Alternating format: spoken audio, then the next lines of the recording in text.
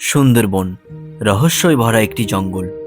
চারিদিকে নদী, ম্যানগ্রোভ অরণ্যে ঢাকা এই গভীর জঙ্গলে দেখা মিলে রয়্যাল বেঙ্গল টাইগারের। মানুষ হোক বা বন্যজন্তু, বাঘ হোক বা হরিণ, সুন্দরবনের প্রতিটি জীবকেই প্রচণ্ড পরিমাণে সংঘর্ষ করে বেঁচে থাকতে হয়। চারিদিক থেকে নদীর চালিকায় ঘেরা এই দ্বীপগুলিতে নোনা জল পান করে থাকা এই প্রাণীগুলি জোয়ার ভাটা, প্রাকৃতিক দুর্যোগের সাথে প্রতিনিয়ত লড়াই চালিয়ে যাচ্ছে।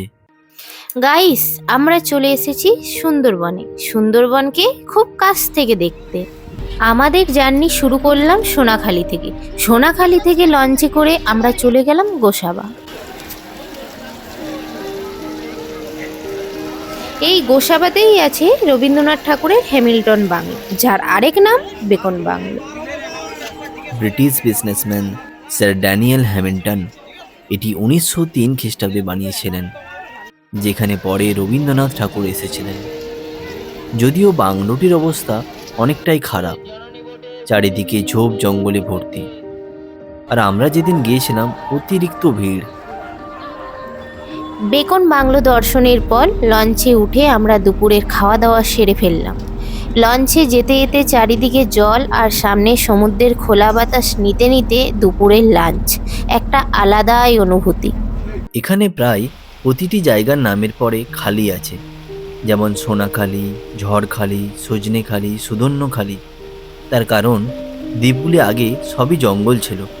পরবর্তী ক্ষেত্রে কিছু দ্বীপ মানুষের বসবাসের জন্য খালি করা হয়, তাই নামকরণগুলি এরকম হয়েছে। ছোট বড় 102টি দ্বীপ নিয়ে তৈরি হয়েছে এই বিশাল ম্যানগ্রোভ অরণ্য। এই 102টি দ্বীপের মধ্যে মানুষের বসবাসের দ্বীপ আলাদা করে ভাগ করা আছে। এখানে জীবন জোয়ার ভাটা টাইম অনুসারে চলে। জোয়ারের সময় জল 14-15 ফুট অবধি বেড়ে যায়। জঙ্গলের ওই খাড়িগুলি দিয়ে ভিতর অবধি জল পৌঁছে যায়। দ্বীপের বেশিরভাগ স্থলভূমি জলের তলায় চলে যায়। সেই জন্য সুন্দরবনের প্রতিটি জীবকেই জোয়ার ভাটা টাইম অনুসরণ করে চলতে হয়। এই সুন্দরবনই একমাত্র জঙ্গল যেখানে জঙ্গল সাফারি গাড়িতে করে নয়, নদীর মধ্যে বোটে করে করতে হয়।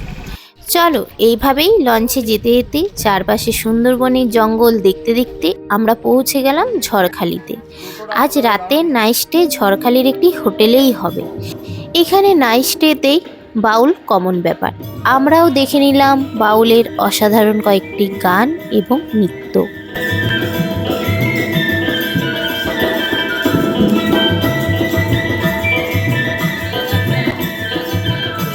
নেক্সট দিন আসছে আসল জঙ্গল সাফারি।